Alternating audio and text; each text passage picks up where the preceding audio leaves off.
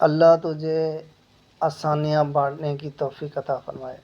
میرا یہ یقین ہے اگر ایک دفعہ اس ویڈیو کو آخر تک دیکھ لیں تو آپ کی زندگی میں چھوٹا سا انقلاب ضرور آئے گا۔ ایک نوجوان نے درویش سے دعا کرنے کو کہا۔ درویش نے نوجوان کے کاندھوں پہ ہاتھ رکھا اور بڑے جذبے سے دعا دی، اللہ تجھے آسانیاں بانٹنے کی توفیق عطا فرمائے۔ دعا لینے والے نے حیرت سے کہا، حضرت الحمدللہ، ہم مال پاک کرنے کے لیے ہر سال وقت پر زکوٰۃ نکالتے ہیں، بلاؤں کو ٹالنے کے لیے حسب ضرورت صدقہ بھی دیتے ہیں، اس کے علاوہ ملازمین کی ضرورتوں کا بھی خیال رکھتے ہیں۔ ہمارے کام والی کا ایک بچہ ہے جس کی تعلیم کا خرچہ ہم نے اٹھا رکھا ہے، اللہ کی توفیق سے ہم تو کافی آسانیاں بانٹ چکے ہیں۔ درویش تھوڑا سا مسکرایا اور بڑے دھیمے اور میٹھے لہجے میں بولا، میرے بچے، پیسے کا کھانا، یہ سب تو رزق کے مختلف قسم ہیں، اور یاد رکھو رازق اور رزاق صرف اور صرف اللہ تعالیٰ کی ذات ہے، تم یا کوئی اور انسان یا کوئی اور مخلوق نہیں۔ تم جو کر رہے ہو، اگر یہ سب کرنا چھوڑ بھی دو تو اللہ تعالیٰ کی ذات یہ سب فقط ایک ساتھ میں سب کو عطا کر سکتی ہے۔ اگر تم یہ کر رہے ہو تو اپنے اشرف المخلوقات ہونے کی ذمہ داری ادا کر رہے ہو۔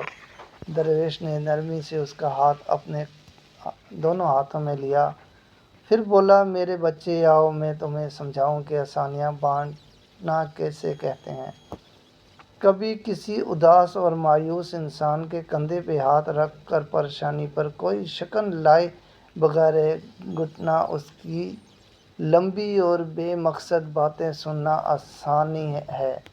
اپنی ضمانت پر کسی بیوہ کی جوان بیٹی کے رشتے کے لیے سنجیدگی سے تقاضا کرنا آسانی ہے۔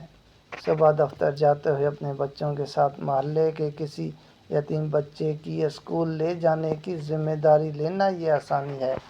اگر تم کسی گھر کے داماد یا بہنوئی ہو تو خود کو سسرال میں خاص اور افضل نہ سمجھنا یہ بھی آسانی ہے۔ غصے میں بپھرے کسی آدمی کی کڑوی کسیلی اور غلط باتوں کو نرمی سے برداشت کرنا یہ بھی آسانی ہے۔ چائے کے کھوکھے والے کو اوئے کہہ کر بلانے کی بجائے بھائی یا بیٹا کہہ کر بلانا یہ بھی آسانی ہے۔ گلی محلے میں ٹہلنے والے سے بحث و مباحثے سے بچ کر خریداری کرنا یہ آسانی ہے۔ تمہارا اپنے دفتر، مارکیٹ یا فیکٹری کے چوکیدار اور چھوٹے ملازمین کو سلام میں پہل کرنا، دوستوں کی طرح گرم جوش سے ملنا، کچھ دیر رک کر ان سے ان کے بچوں کا حال پوچھنا یہ بھی آسانی ہے۔ ہسپتال میں اپنے مریض کے برابر والے بستر کے انجان مریض کے پاس بیٹھ کر اس کا حال پوچھنا اور اسے تسلی دینا یہ بھی آسانی ہے۔ ٹریفک اشارے پر تمہاری گاڑی کے آگے کھڑے شخص کو ہارن نہ دینا، جس کی موٹر سائیکل بند ہو گئی ہو سکے تو یہ بھی آسانی ہے۔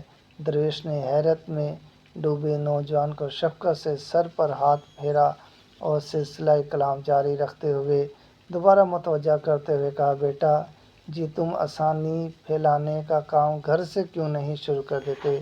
آج واپس جا کر باہر دروازے کی گھنٹی صرف ایک مرتبہ دے کر دروازہ کھولنے تک انتظار کرنا، آج سے باپ کی ڈانٹ ایسے سننا جیسے نصیحت ہو، آج سے ماں کی پہلی آواز پر جہاں کہیں ہو فوراً ان کے پاس پہنچ جایا کرنا، اب تمہیں دوسری آواز دینے کی نوبت نہ آئے۔ آئندہ سے بیوی کی غلطی پہ سب کے سامنے ان کو ڈانٹ ڈپٹ مت کرنا، سالن اچھا نہ لگے تو دسترخوان پر حرف شکایت بلند نہ کرنا، کبھی کپڑے ٹھیک استری نہ ہوں تو خود استری درست کر لینا۔ میرے بیٹے، ایک بات یاد رکھنا، زندگی تمہاری محتاج نہیں، تم زندگی کے محتاج ہو۔ منزل کی فکر چھوڑو، اپنا اور دوسروں کا راستہ آسان بناؤ، انشاءاللہ اللہ تبارک و تعالیٰ منزل خود ہی تمہاری آسان کر دے گا۔ آئیں صدقے دل سے دعا کریں، اے اللہ تعالیٰ ہم سب کو آسانیاں بانٹنے کی توفیق عطا فرما، آمین یا رب العالمین۔